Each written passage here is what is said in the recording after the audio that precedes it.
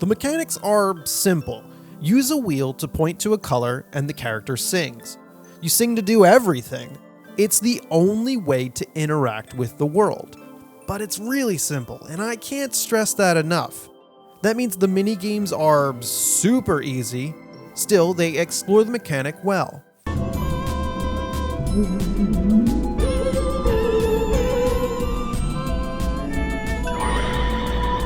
You are absolutely not doing the same thing over and over, even if you're only singing.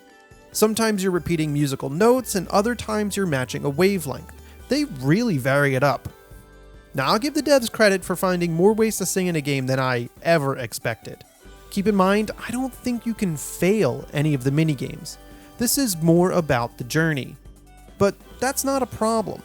The biggest problem with the mechanics is how long they drag on.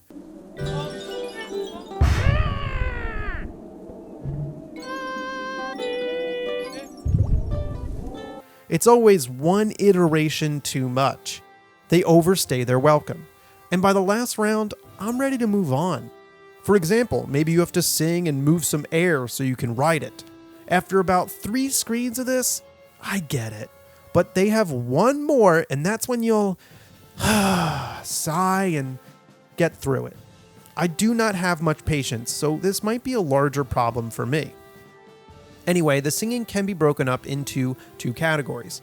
The first, you'll be matching the wheel to a sound or color as shown on the screen, kind of like Simon Says. This can be as interesting as fighting against wind or as basic as watching notes come down to the wheel like a rhythm game.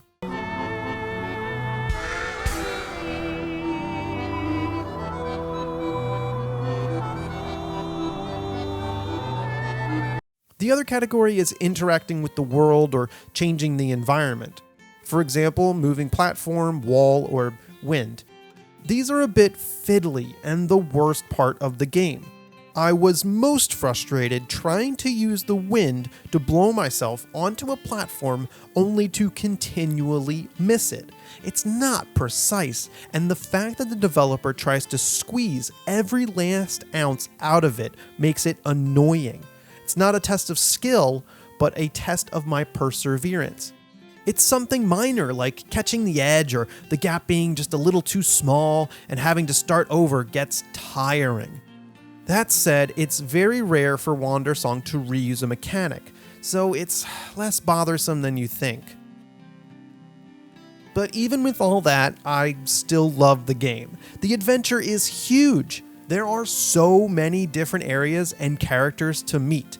They say the game has over 150 characters, and I absolutely believe them. Wandersong constantly feels new.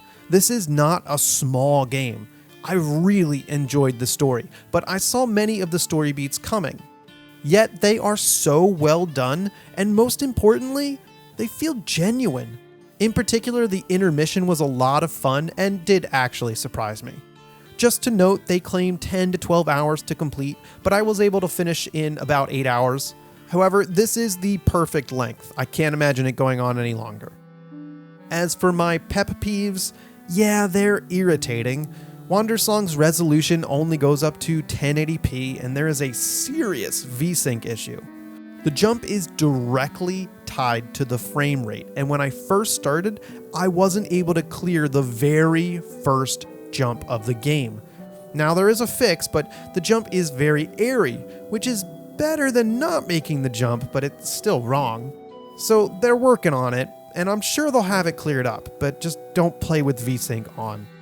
Also, the sprites were created too small and can look like they have really jagged edges.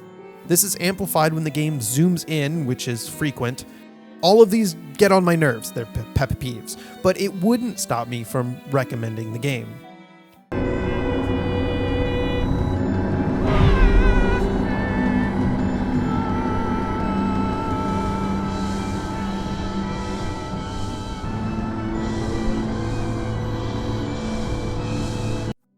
Overall, Wandersong is great, and I love it.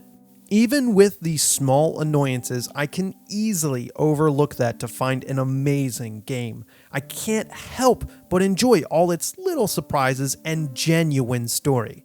Wandersong has an incredible amount of ways to interact with the world. I was using the singing just goofing off when walking around.